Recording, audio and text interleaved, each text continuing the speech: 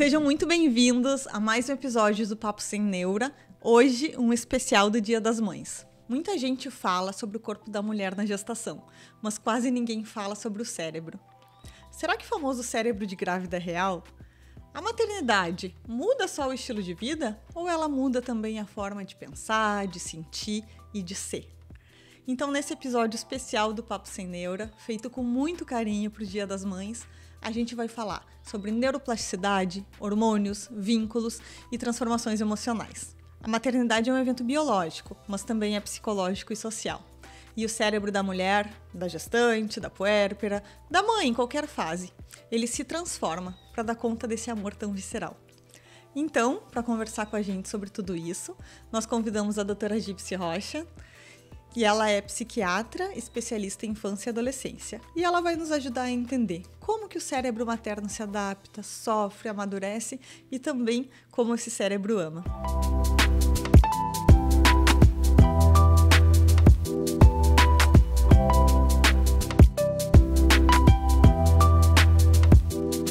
Gypsy, muito obrigada por aceitar nosso convite. A gente está realmente muito feliz de fazer esse episódio especial de Dia das Mães, que é um assunto que nos toca profundamente, né, Manu? Sem dúvida, com as nossas experiências recentes do maternar. E não poderia ser outra pessoa que não tu, para estar aqui com a gente hoje. Gostei muito do convite. O assunto é bem interessante, vai ser difícil parar de falar. Né? É verdade. E nos toca muito, eu acho que vai ser bem legal. Muito obrigada. Mesmo.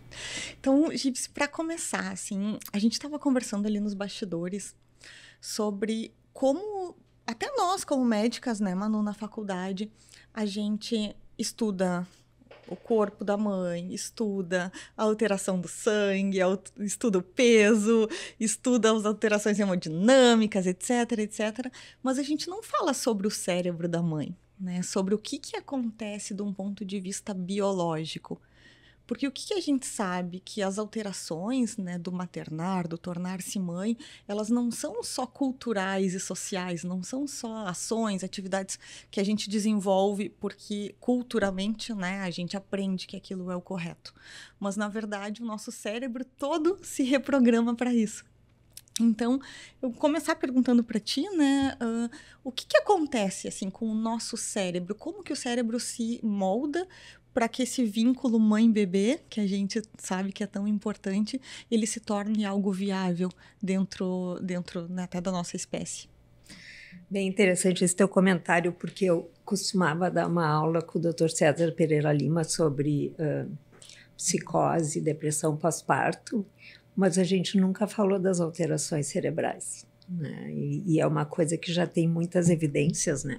Então, a gente muda não só pela mudança de identidade, por deixar de ficar olhando para o próprio umbigo e poder olhar para outra pessoinha, né? Mas realmente tem mudanças bem grandes, né? Uma das coisas interessantes é a diminuição da substância cinzenta, que vocês sabem mais do que eu, né? Sendo neurologista e neurocirurgiã.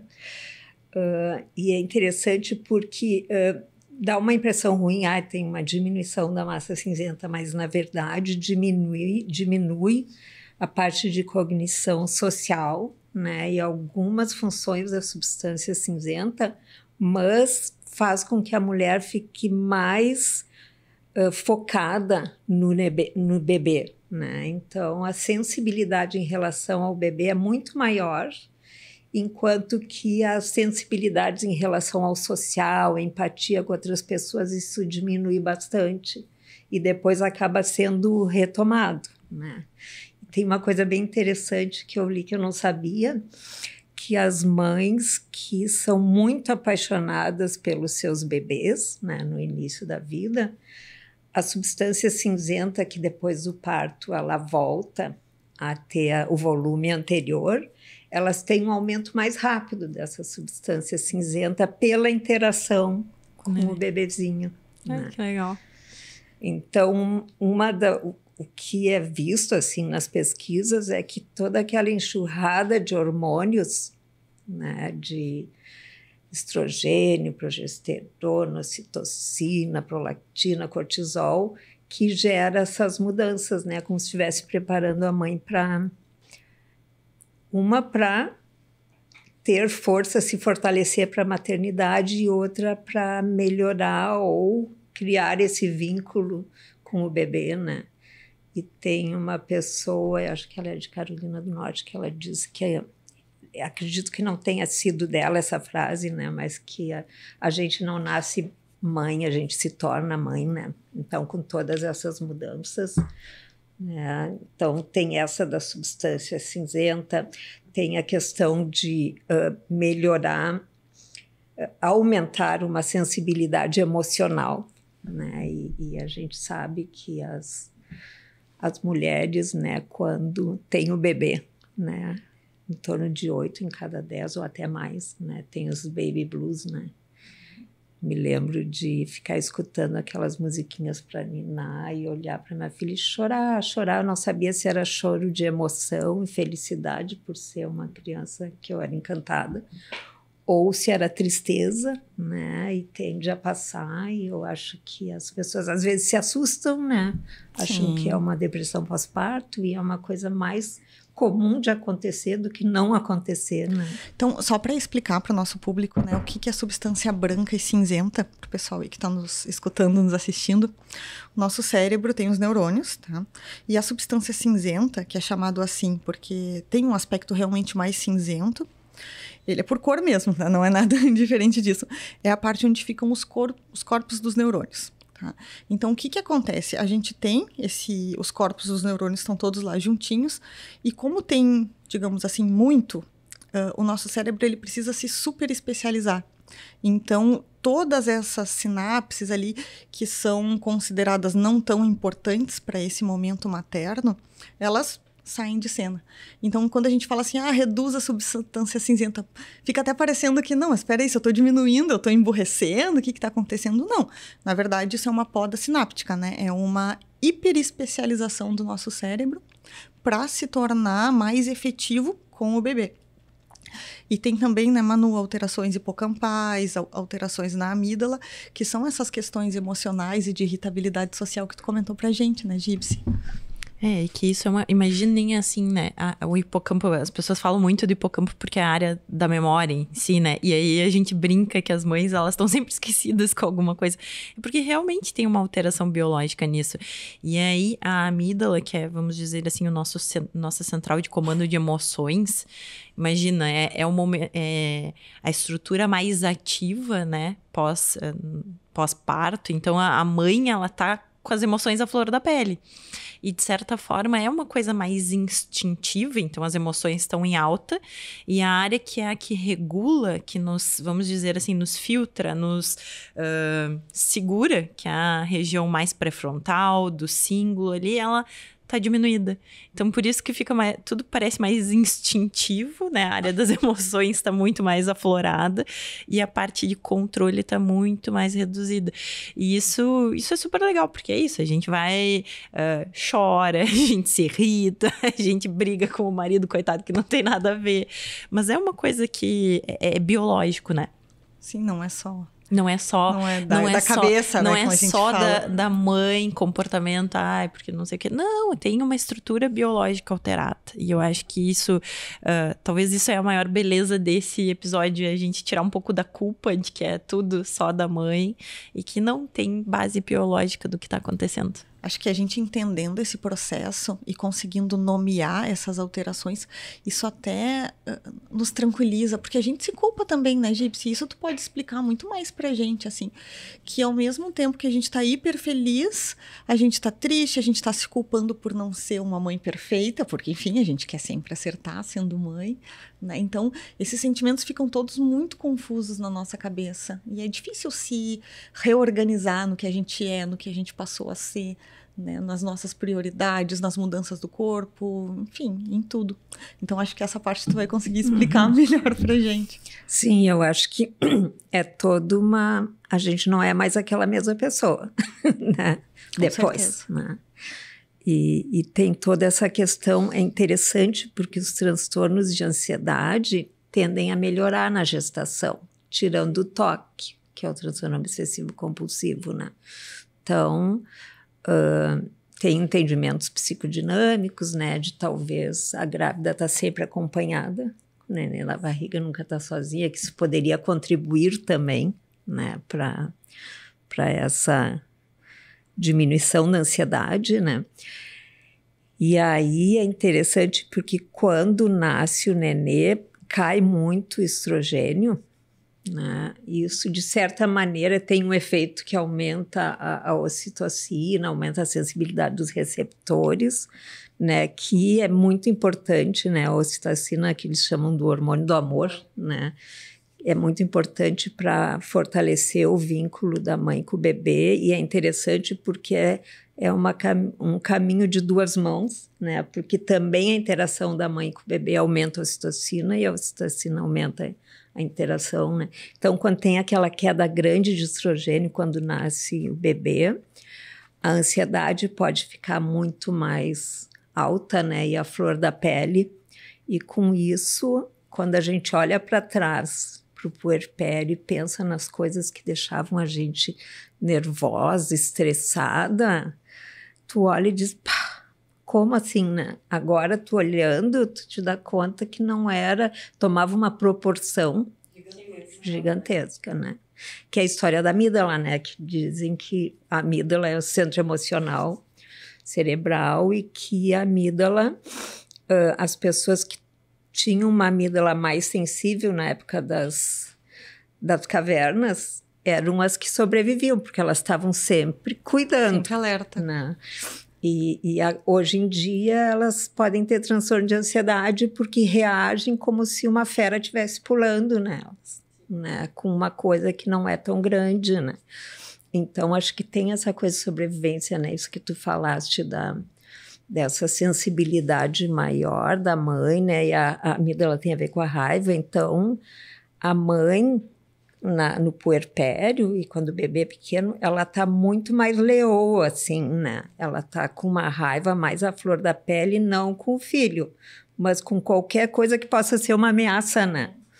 Então, que bom que hoje em dia, antes a gente sabia disso por vivências, né? E agora tá podendo enxergar, né, com exames funcionais, né? É o instinto materno que existe. Sim. Né? Ele existe e agora a gente tem toda a base biológica. Toda a base biológica, tem exames de imagem para comprovar. Então, hoje a gente pode explicar por que isso acontece de uma forma bem objetiva mesmo. Não, e isso até dessa parte de puerpério, eu acho que muitas mulheres ali naquela fase, assim, primeiro mês, segundo mês, elas nem se enxergam como elas mesmas, né? Eu tive muito essa vivência, assim, porque como foi, enfim, rápido comentário sobre o meu puerpério, eu tive uma questão ali da ferida operatória, que ela ficou com um pouquinho de seroma. Tu já ficava com aquela calcinha que tinha os lóquios que iam sair. Aí eu tinha tinha que colocar um absorvente por causa do seroma. Aí o seio enchia, daí vazava. Aí ficava aquele cheiro do leite, né? Então eu olhava pro espelho e eu não me enxergava. E aí eu olhava assim, cadê a Manuela? O que aconteceu? Eu tô sempre de pijama, com o cabelo destruído, eu não paro de chorar. Então, a sensação, pelo menos que eu vejo, é que tu não te reconhece em lugar nenhum. E até tu voltar ao normal, leva um tempo. Porque imagina, uma pessoa que é 100% ativa, tá o tempo inteiro fora de casa, que faz tudo sozinha, e aí, de repente, tá dentro de casa, o foco é 100% nela, né? Porque é tu que amamenta, tu que não... Então, tu fica com aquela sensação assim, meu Deus, se eu fizer qualquer coisa errada, a culpa é minha. Então, é uma explosão de emoção e é tanta coisa ao mesmo tempo que eu acho que é difícil até das mulheres verbalizarem, né, sobre isso. E eu acho que muita gente não verbaliza e por isso que a gente não... Por isso que não... Enfim, não se conversa e não compartilha esse sofrimento, né? Vive como se tudo fosse maravilhoso. E aí, quando as coisas ruins acontecem, por a gente não conversar sobre isso, a gente acaba se achando diferente. Achando, não, mas como assim? Tá todo mundo lá, feliz. E socialmente a maternidade é colocada nesse lugar, assim, lá, da mamãe feliz, com o neném no colo, né? Amamentando, tranquila. Então, a gente pensa assim, tá, mas peraí, por que comigo isso aqui não tá acontecendo? Né? Eu tô aqui, como a Manu disse, cansada, leite sai pelo seio, lóquios, né? Usando fralda. Então, cara, tu tá numa situação ali completamente diferente do bonitinho que aparece na propaganda lá, né, da TV, Mamãe e Bebê.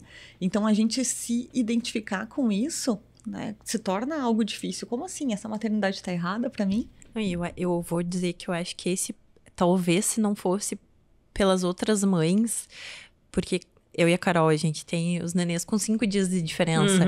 Tem várias amigas nossas que tiveram filhos recentes. E aí foi essa troca de, tu também tá sentindo isso? Tu também tá mais chateada? Tu também tá se olhando no espelho e não tá te reconhecendo? Então, eu acho que se não fosse por isso, e claro, sem dúvida a terapia, porque para mim, certamente, isso é uma coisa que ajuda muito, talvez eu ia achar que eu era errada, que para mim era uma coisa completamente anormal e que eu deveria fazer um tratamento, talvez por uma depressão pós-parto, enfim. E na realidade passou, né? E todo mundo passa. E passa. Mas ninguém fala. Ninguém fala. Exatamente. Por isso que a gente tá aqui hoje, justamente para abrir esse espaço. Gente, deixa eu aproveitar então, já que a gente entrou nesse assunto ali, né, do pós-parto. Eu estava lendo sobre o conceito de matrescência, que seria esse período, né, em que a mulher torna-se mãe e que, assim como na adolescência, e por isso esse nome, tem toda essa enxurrada de hormônios, tem uma grande alteração no cérebro, tem momentos ali de ressignificação, não só dos sentimentos, mas das prioridades, do próprio corpo, que são sentimentos que um adolescente passa, né? E uma coisa que a Manu falou me chamou super atenção, que é de ter pessoas vivendo esse momento próximo.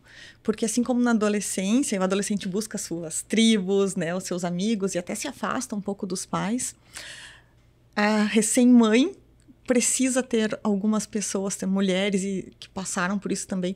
Isso, historicamente, sempre aconteceu, né? Sempre uma mulher, no momento que se tornou mãe, teve o apoio de outras mulheres. E como isso é importante. Sabe, eu digo pessoalmente, assim, para mim fez muita diferença. Porque chegava ali no fim do dia, que é aquela hora do choro, né? Que tu chora, tu não sabe por quê. Não sei se é o medo da noite chegando, se os hormônios no fim do dia têm uma baixa, mas tem aquele momento ali no fim do dia que, nossa, era quando eu chorava, assim. E era tão importante para mim conversar com outras mulheres, sabe? Porque meu marido não ia entender aquilo. Amigas que não passaram por esse momento ou que não estavam nesse momento, enfim, talvez não soubessem a magnitude disso. A minha mãe já passou por isso há um tempão atrás e tem muitas coisas que eu acho que a gente esquece, né? Não registra, lembra só da parte boa. Então, cara, como era importante. Até às vezes no WhatsApp, assim, entrava num grupo. A gente tem um grupo, né, das mães médicas. Olha, eu vou dizer, eu conversava com mulheres que eu nem não conheço pessoalmente, mas que por algum momento me falaram, sabe, me acolheram, falaram alguma palavra legal ali. E isso fez muita diferença, né? De ter uma rede de apoio, de ter pessoas, assim, ao teu redor. Então, acho que... Bom, eu comecei falando da matrescência e eu desviei, mas queria te perguntar, assim, o que tu acha desse conceito, né? Se tu vê isso realmente na tua prática clínica, enfim, queria ver a tua opinião. Eu tive com 39, super independente, já tinha feito tudo que eu podia profissionalmente, então, sabe, me virar super bem.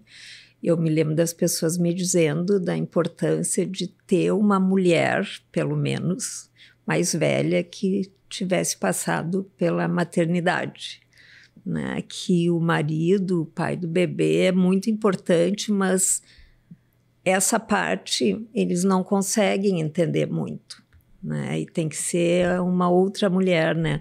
Eu me lembro que eu fiz hidroginástica para gestantes, nós éramos um grupo bem grande, e depois ficamos amigas, e a gente dividia isso entre o grupo, assim como a gestação, né? Que daí tu conversa, tô sentindo isso, tô achando aquilo, né? E poder não se sentir sozinha nessa hora, eu acho bem importante.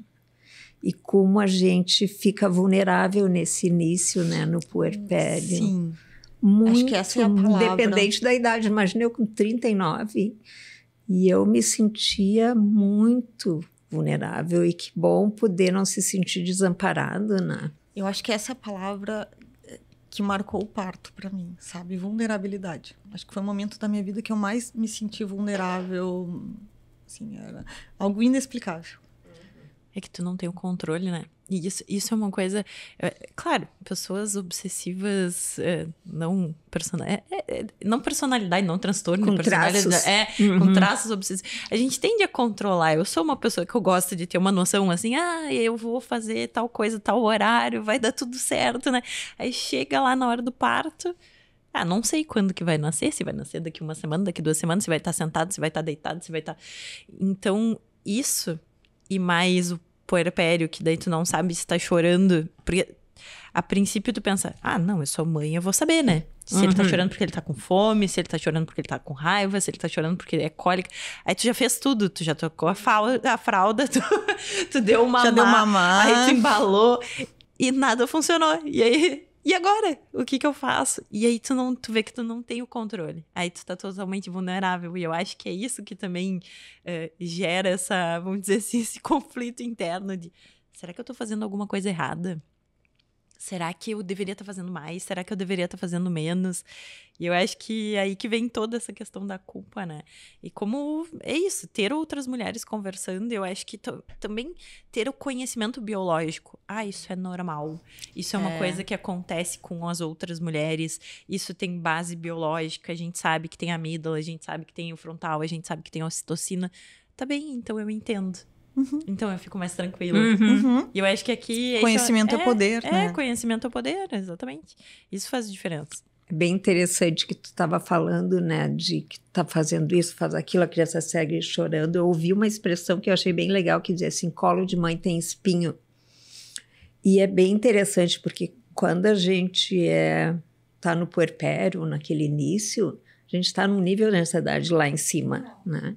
Então, eu me lembro que eu chegava na neonatologista com a Francis, assim, virada de cabeça para baixo, assim, né? Eu e o pai dela. A Nel pegava ela se acalmava e dormia, e eu dizia, meu Deus, eu sou mãe velha, eu devia saber essas coisas, sou médica, né? E não adianta a gente estar num nível alto de ansiedade, né? A gente ainda está tendo que lidar com uma coisa muito nova, né? E imprevisível. Filho é uma lição para a gente lidar com imprevisibilidade. Tudo sai diferente do esperado, né? Exatamente. Principalmente no início. E isso, Gypsy, que tu falou de outra pessoa pegar o filho e se acalmar, né? Porque muitas vezes a gente tá muito mais ansioso que a criança, né? Claro, começa a chorar. Tu fez isso, A, B, C, fez todos os tópicos ali que as cartilhas recomendam. E o bebê não para, né? Tu começa a ficar ansioso. E por isso que eu gosto muito do conceito de se a mãe tá bem, o bebê vai ficar bem. Porque muitas vezes, acho que a gente foca tanto no bebê e esquece da mãe, né? O bebê nasceu, tu tá focado no bebê. Mas tem que olhar também para aquela mãe, né? Porque se ela estiver bem, ela vai dar conta do filho, né? Ela vai... Enfim, a gente vai aprender. Digo a gente, porque também sou mãe. E quando o Pedro chegou em casa, meu Deus, eu não sabia fazer nada. Por onde eu começo? Né? Por onde eu começo? E tu pode ler todas as cartilhas e livros, etc. E que, no fim, eu acho que só deixam a gente mais ansioso, né? Porque tu pensa, meu Deus, tem que fazer isso, aquilo outro, como que eu vou conseguir? Será que eu vou conseguir? E se aquilo não encaixa exatamente na rotina do teu bebê, tu já começa a pensar que tem algo errado. Mas enfim, acho que isso é outra discussão. Mas isso é interessante, eu me lembrei de uma coisa, assim, eu tive a minha filha mais tarde e a minha irmã teve com 26. E eu me lembro que quando chegou no dia de ter alta, eu pensava, meu Deus, parece 1000 natais ao mesmo tempo, assim, porque eu estava tão feliz de ir para casa com ela e levar e ser minha. E minha irmã, assim, dizia assim, eu queria ficar mais 1 ou 2 dias, porque eu não sei o que eu vou fazer com essa criança em casa, né? Então, acho que tem isso também, né? Dependendo da idade, pode ser um pouco mais difícil, né? Ou mais assustador, né? Sem dúvida. Talvez o preparo que tu tenha antes, né? Também tem isso. Às vezes a gente tem pessoas que não tiveram nunca uma criança, uma convivência com uma criança, né? Acho que isso faz diferença, claro. Né? Mas é legal, a gente tava até vendo, assim, que as alterações que existem na mãe, as alterações cerebrais, elas podem ter também no pai, podem ter Sim. também nos avós. Isso depende muito também do quanto tem de compromisso, entre aspas, né? Não é compromisso, de ligação ali, do quanto que desempenha aquele papel de cuidador ali junto com o filho. Se tu puder nos explicar um pouquinho mais sobre isso, Gypsy, é super legal, né? Porque dizem que tem muito a ver com a ocitocina, né? Que é o hormônio do amor, né? Então, que com isso, o pai que está ali envolvido, ou os avós, tem também uma liberação maior, né? A nível de hipotálamo, eu acho. E eles já têm como medir e ver isso, né? Então, não é um privilégio só da mãe, né? E tem toda essa questão, né, de como, depois que passa essa fase inicial, como a história da amamentação, e eu acho que não amamentar não prejudica em nada no vínculo, né? Mas a vantagem é que a pessoa fica mais zen, né? E daí tem a ver com a ocitocina, prolactina, né? O nível de estresse é mais baixo, o cortisol é mais baixo, mesmo que as coisas estejam acontecendo, o mundo está caindo e tu tá ali, né? Bem zen, amamentando, né? Então, acho que isso é uma coisa muito sábia da natureza, né? Para a mãe poder se voltar para isso que é tão importante para o bebê, né? Ela tem que estar se sentindo mais zen, mais tranquila, né? Mas isso é importante, eu acho, saber que os pais também, né? Ou os cuidadores mais próximos podem ter, né, essa liberação. Mães adotivas também, sim, né? Sim. Isso é super importante. Inclusive, estava revisando alguns estudos que o cérebro de mães adotivas, ele também sofre toda essa remodelação que a gente está conversando. Então, não é exclusivamente da gestação, que no final das contas o que é importante é o cuidado, o carinho, a interação, o zelo por aquela criança. É isso que vai fazer a real diferença. E é até legal comentar que essas alterações, algumas delas são permanentes, né, Carol? São permanentes. São permanentes. Então, isso, se vocês quiserem trazer, eu acho legal também. Inclusive, eu revisei alguns estudos também que dizem que isso, por essa razão, né, por essas alterações ao nível cerebral se manterem, que o segundo filho é mais fácil. Não é só porque a gente já tem experiência, né? Já sabe o que vai fazer, já sabe como trocar fralda, dar banho, etc. Não, mas é porque o teu cérebro ele já está adaptado para aquela situação. Então, tanto que esses estudos, né, que analisam o cérebro antes e depois da gestação, são sempre realizados em primíparas, em mulheres que tiveram o primeiro filho.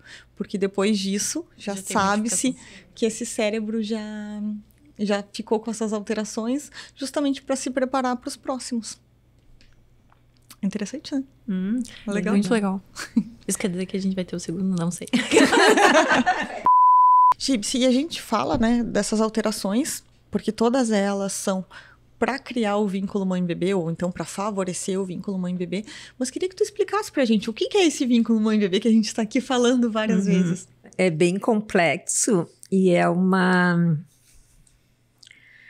ligação, né, muito forte e também muito estimulada pelas alterações hormonais, estruturais e funcionais na mãe, né, que fazem com que exista uma sintonia. Eu me lembrei de um exemplo tão interessante, uma amiga, que era minha colega da hidroginástica para gestantes.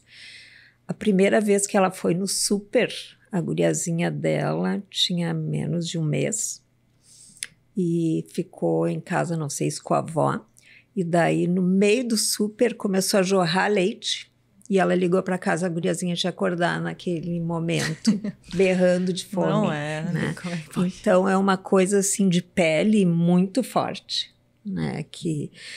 E que até essa questão assim de haver uma certa diminuição do funcionamento cognitivo verbal da mulher, né? A gente fica esquecida. Eu me lembro que a gente só tem 2 seios, né? Eu esquecia qual era o último que eu tinha dado, então tinha um caderninho do lado, como se fossem 10, né? Que tu tem que ir lembrando. Marcar todos eles. Então, com isso, a gente fica funcionando quase no mesmo nível emocional do bebê, que é uma maneira de se sintonizar, né? Então, até isso, né, que tu falaste, Manu, da gente esquecer do parto, né? Várias coisas que a gente esquece porque a gente tá naquela nuvem, né? A impressão que dá, assim, os primeiros 3 meses, principalmente o primeiro mês, é como se a gente estivesse fora, a gente está nesse mundo do bebê e que é uma coisa saudável, né? Que é importante a mulher poder tolerar e não ficar se pressionando, né? Para ter que trabalhar logo, né? Poder saber que isso é bem importante, esse claustro, acho que se chama, né? De tu ficar presa, né? Com esse serzinho, né?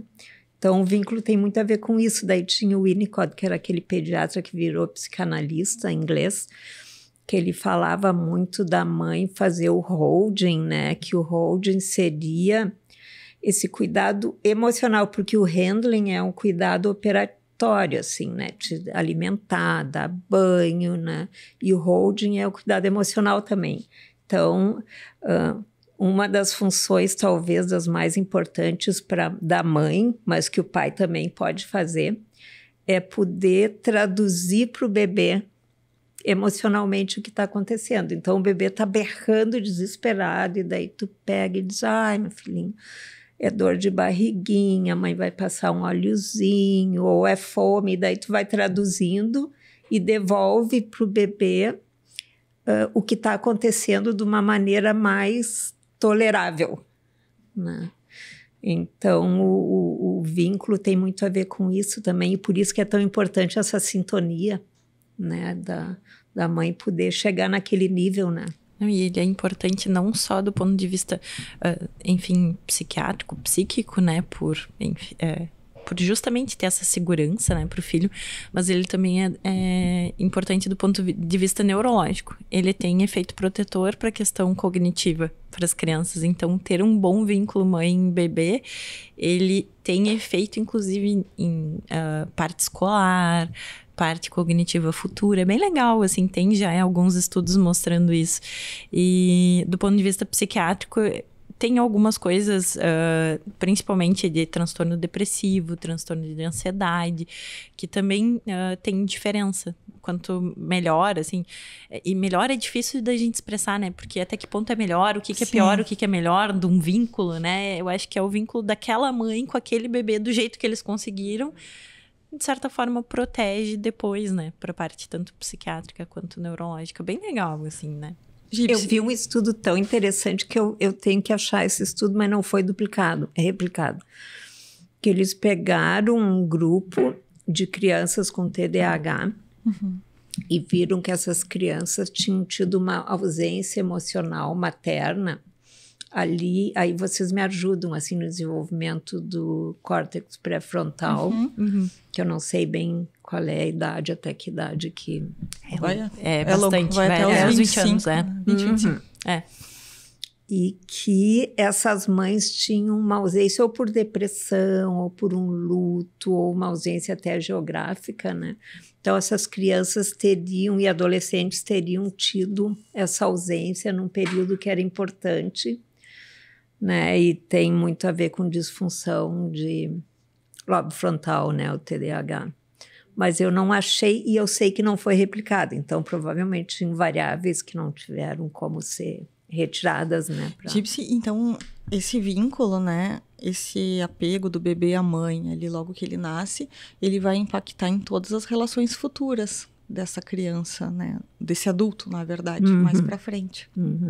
Tem a terapia do esquema, que eu não trabalho, mas que é bem interessante, que é baseado nos esquemas dos relacionamentos iniciais de vida da pessoa e que a gente acaba repetindo, né? Não é à toa que os pediatras falam muito, né, desse conceito dos 1000 dias, do período da gestação e os 2 primeiros anos da criança. Porque, de fato, é extremamente importante não só para o desenvolvimento motor da linguagem, como para todo o desenvolvimento afetivo desse bebezinho. Sim, exatamente, neuropsíquico, né? Tanto que foi tão estudado pela psicanálise, né? Esse momento, Winnicott, Melanie Klein. Então, eu acho que se a gente pudesse estudar mais, né? A gente ia achar mais coisas, sem dúvida, sem dúvida. E tem uma coisa interessante, porque antes tudo era culpa da mãe, né? Tudo sobrava para a mãe, né? E daí tinha um casal que até eu conheci, era Stella Chess e ele era Roif, eu acho. Eles eram psiquiatras infantis, eu acho. Já faleceram, já eram bem velhinhos ali no final dos anos 80. E eles que estudaram pela primeira vez o temperamento dos bebês, né? E daí começou a se ver que depende da combinação do temperamento do bebê com a mãe para a coisa funcionar, né? Se é uma mãe mais deprimida, sem energia, ter um bebê muito cheio de energia pode ser bem difícil. Não vai dar certo.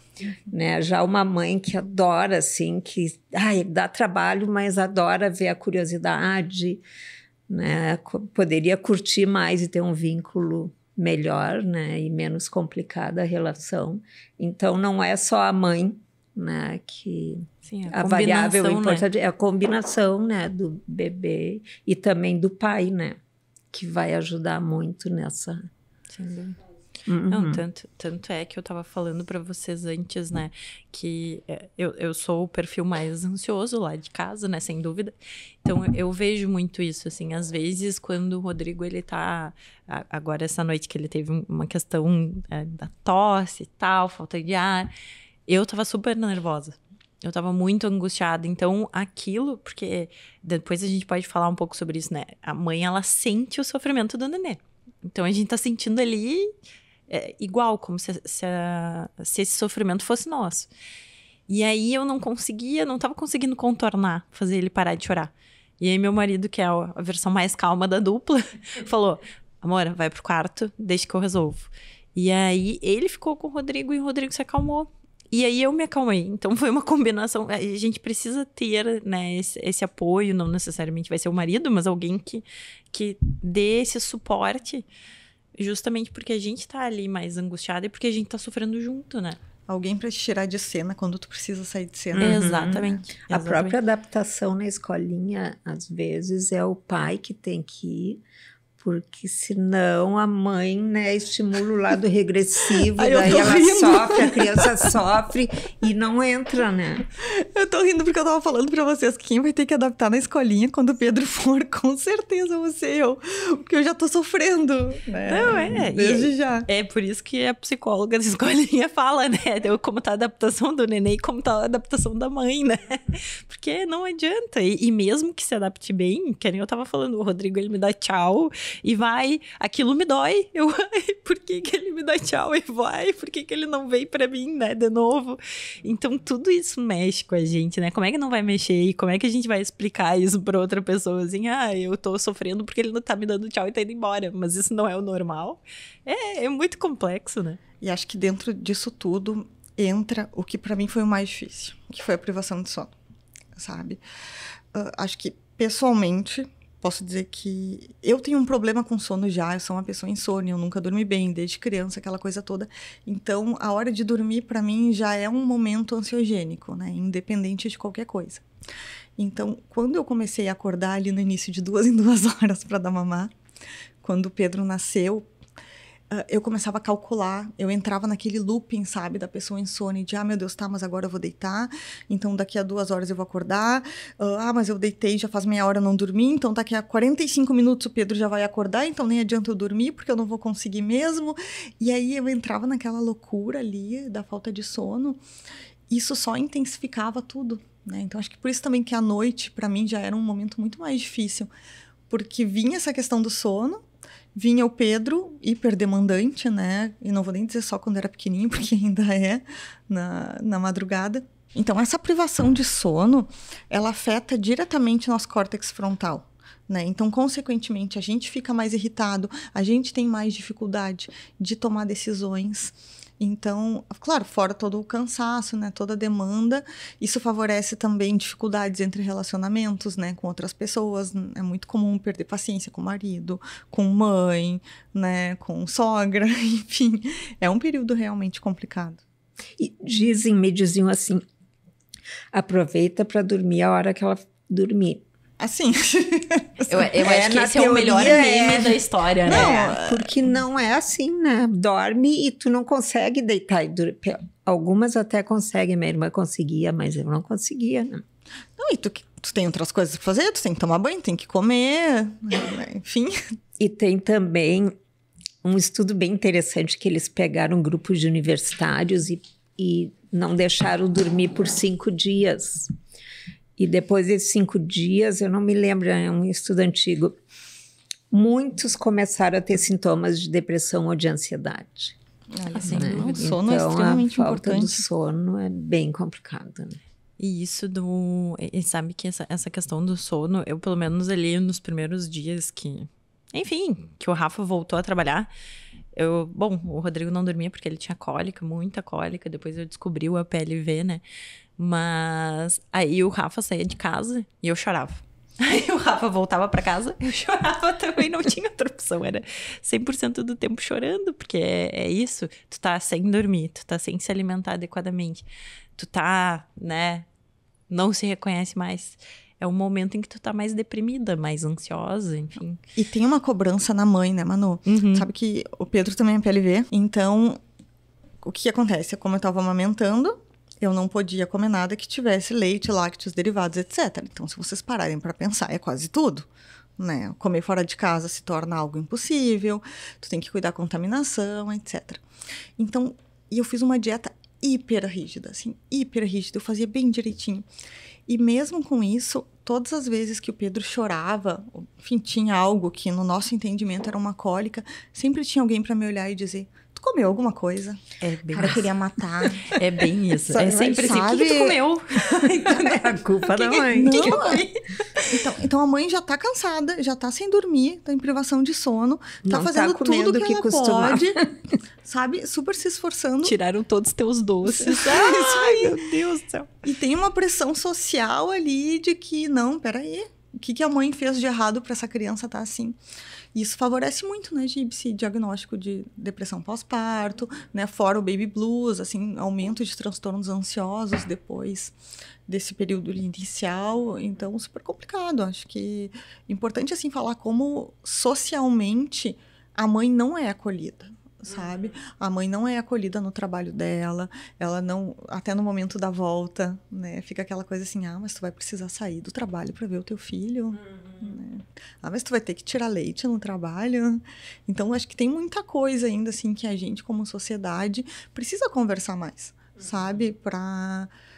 Justamente para todo mundo entender que tudo isso que está acontecendo, né, faz parte da nossa biologia, faz parte do nosso crescimento como sociedade também.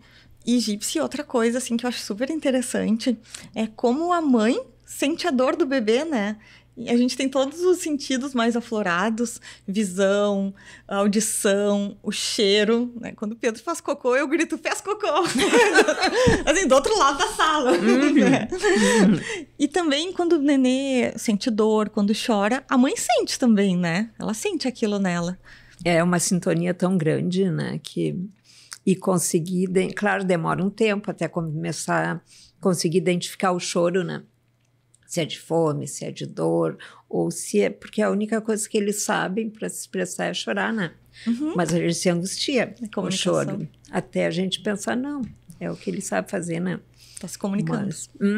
Então, essa dor, assim, também não é coisa do imaginário, né? Já tem estudos, ressonância funcional, tudo, que mostraram que quando o nenê tá chorando, a mãe também ativa áreas do cérebro, especialmente a ínsula, o córtex cingulado anterior, que são regiões também desse sentir da dor. Então, quando a gente diz que a dor é física, é porque realmente ela é física, não é só um sentimento, assim, porque todas as áreas do nosso cérebro que vão doer quando a gente tá sentindo algo fisicamente ruim, elas vão doer também quando o nosso nenê, ele tá sentindo aquela dor, quando tá chorando, né, e a gente tá vendo, tá tendo empatia com aquele bebezinho. Então, acho fantástico, assim, saber de tudo isso. Isso é muito louco, né? É justamente esse conhecimento que nos faz ficar mais tranquilo quando a gente é mãe. Eu acho que a ideia desse episódio é justamente isso, né? A gente mostrar para as pessoas que sim, tem várias coisas que são normais e que a gente pode conversar mais sobre isso, né? Mas até deixa eu te perguntar, Gypsy, assim, uma mãe, por exemplo, que ela tá mais, enfim, tá notando que ela tá realmente mais à flor da pele, ela tá mais, humor mais deprimido, mais ansiosa, enfim. Quem que ela pode procurar, assim, para conversar, a não ser a família, não ser os amigos? Como é que ela pode pedir ajuda? Enfim, quem... Geralmente, quem mais consegue ajudar é a obstetra, né? Que são ótimas, né? E elas conseguem ajudar a mãe a enxergar se é só baby blues, né? Que passa em algumas semanas, né? Ou se está se encaminhando para uma depressão, que daí não consegue dormir, fica com um nível muito alto de ansiedade, não está conseguindo se alimentar, não está conseguindo relaxar, atrapalha às vezes na amamentação, né? Eu me lembro que quando eu achava que o leite, porque eu queria muito amamentar, então na gestação eu sabia que ia ser só essa filha, e eu sabia que amamentar poderia ser uma coisa muito boa. Então, quando eu notava que eu estava ficando mais estressada e que estava... O meu receio era diminuir o leite. Daí eu fazia umas jarras de chá de camomila gelado e dele, que eu acho que me ajudava a me acalmar e daí o leite fluía. Né? Então, a obstetra, né, às vezes o pediatra, né, é difícil as pessoas nessa fase procurarem terapeuta ou psiquiatra. Mas, atualmente, ainda bem, muitas mulheres adultas se tratam, né? E daí, através da sua própria terapia, elas conseguem identificar, né? E ver o que... E, às vezes, só isso que vocês falaram de grupo, né? De poder conversar com outras mães, às vezes isso só já é suficiente, né, para a pessoa se tranquilizar, baixar o nível de ansiedade, né? Entender que está tudo normal, que é assim mesmo. E a importância também desse momento de ter alguém para fazer isso por ti, porque acho que tu estando ali naquela confusão, naquele redemoinho de emoções, é muito difícil nessa fase, né? Se tu não te tratava antes, tu pensar assim, não, eu acho que eu tô precisando de um psiquiatra, sabe? É muito mais fácil algum familiar, marido, enfim, mãe, alguém do núcleo, né? Dizer assim, olha, acho que tu tá precisando de uma ajuda profissional. Por isso a importância, né, da rede de apoio, disso tudo. Porque acho que enquanto tu tá ali é muito difícil. E vou dizer pra vocês assim que eu me trato há muitos anos. Assim, muitos mesmo. E logo depois do parto do Pedro, foi combinado com a minha terapeuta que eu ia, né, não ia voltar logo assim, porque ia voltar com um mês, mais ou menos depois, justamente por estar ali naquele momento.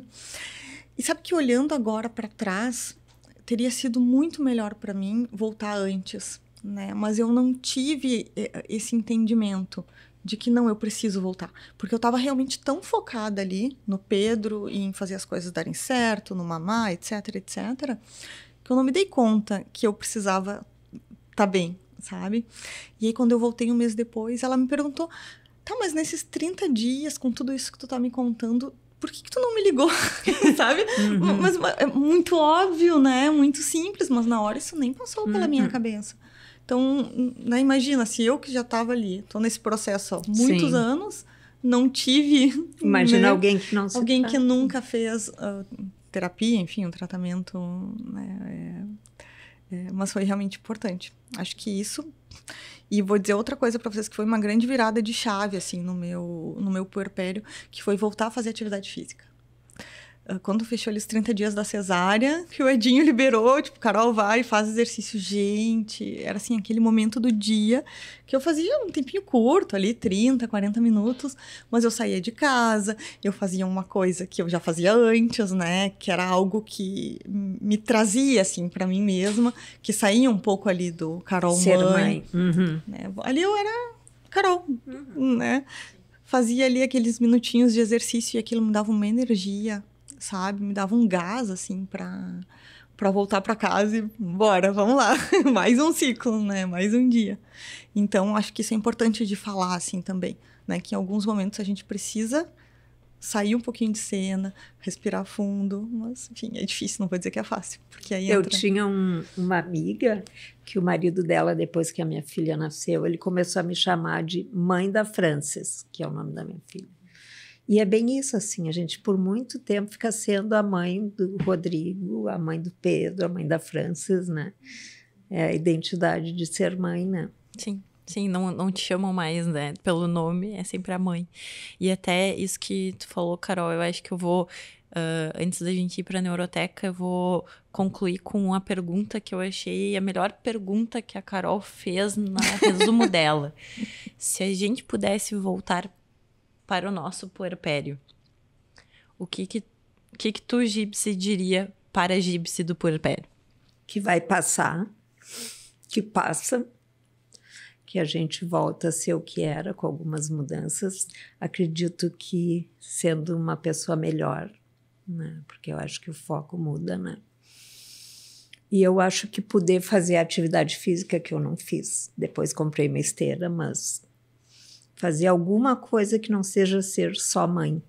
Sem dúvida, sem dúvida. E tu, Carol? Eu diria para mim mesma para confiar no processo. Porque eu acho que muitas vezes eu ficava muito ansiosa, assim, pensando, né, nos passos. Acho que isso entra também aquela coisa de muitos manuais, sabe? E hoje em dia tem muita informação na internet, que bom, né? Mas tem, por exemplo, tem curso de tudo. Tem o curso do sono do bebê, o curso da introdução alimentar, a palestra do desmame. E aí tu começa a entrar muito em umas noias, assim, que não fazem sentido. Porque eu não acho que a gente... Eu não concordo que nasce um bebê, nasce uma mãe, sabe? Não concordo com isso. Mas se a gente confiar no processo e no nosso amadurecimento como mãe, as coisas vão acontecendo naturalmente, né? E a gente fica criando ali uma ansiedade com momentos que não chegaram ainda, que só serve para sofrer 2 vezes, né? Um exemplo, eu tinha muito medo de como ia ser o desmame. Porque, né, fica aquela coisa, vai desmamar, e como vai ser, o neném vai chorar, tu vai chorar. E eu fiquei super estressada com aquilo, sabe? E aí, quando aconteceu, simplesmente aconteceu. Não teve ali, essa é a mamada da despedida, ou esse é não sei o quê, aí não teve o dia que precisou tal coisa. Não, simplesmente aconteceu. Então, se eu tivesse confiado nesse processo desde o início, com certeza teria sido mais leve. Sabe? Sem aquela neura, assim, de agora ele vai dormir mais, agora ele vai fazer menos sonecas. As coisas acontecem, porque... E sempre aconteceram, se tu parar para pensar lá, nossas vós, como que elas faziam? Não tinha protocolo e curso de nada, sabe? Elas iam sentindo e vivendo.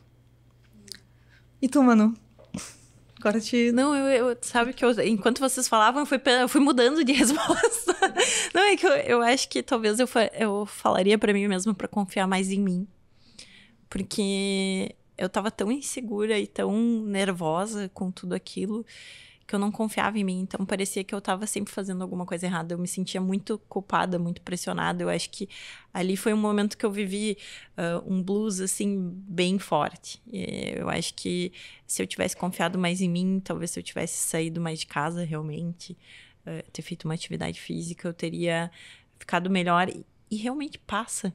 Chega um momento em que a gente olha para trás e pensa assim, meu Deus, né? Acabou, agora tá dormindo, tá fazendo, a gente fica mais calma. Tem horas que a gente se estressa de novo, e enfim, mas é a vida, é o processo mesmo. Porque o maternar se constrói nessas dificuldades. Exatamente. Também. Não é só na hora do bebê ali bonitinho no teu colo. Não, a gente se constrói como pessoa também, os nossos filhos se constroem como pessoa por todo esse processo. Então, bem legal.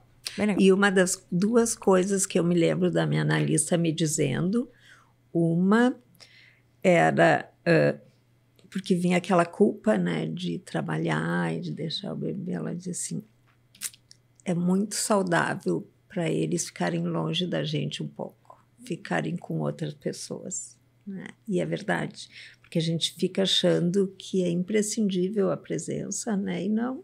É importante também, né? E a outra era na época do desfraude, né? Que ela dizia assim, tu já viste alguém adolescente usando fralda? Ela vai, deixa ela ir no ritmo dela, ela vai tirar. Sabe que isso do trabalho, eu sempre lembro de ti, Manu. Porque acho que tu foi trabalhar alguns dias antes de mim, e eu lembro que tu me falou isso, Carol... Foi a melhor coisa. Mas tu usou um termo que me chamou muita atenção, assim. Tu falou assim, parece que eu tomei um energético. Tu usou algum termo, assim, sabe? Eu não lembro muito bem o que tu falou. Mas eu lembro que tu falou assim, Carol, eu voltei a 1000, eu voltei energizada. Eu dei conta de tudo em casa, assim. Isso me encorajou, sabe? Me encorajou porque eu tava ansiosa também com essa volta. ainda que, né, a gente tem um privilégio de poder voltar aos poucos, né? A gente não volta ali no 8 horas o dia inteiro, o que eu considero um grande privilégio. Sim, né? Com certeza. Então, isso eu lembro, Manu, foi bem importante para mim. Essa troca foi... Viu? Cada uma na sua fase ajudou a outra, né? Isso que é o legal, né?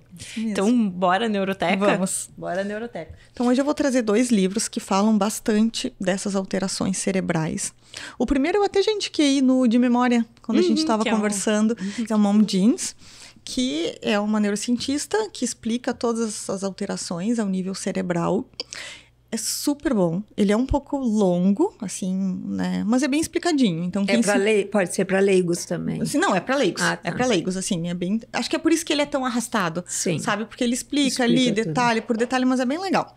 E o outro, que foi escrito por 2 psiquiatras, que é What No One Tells You, que é o que ninguém conta pra você, e eles passam, assim, por todas as emoções, desde o antes do gestar, depois na gestação, o nascimento do bebê, tudo.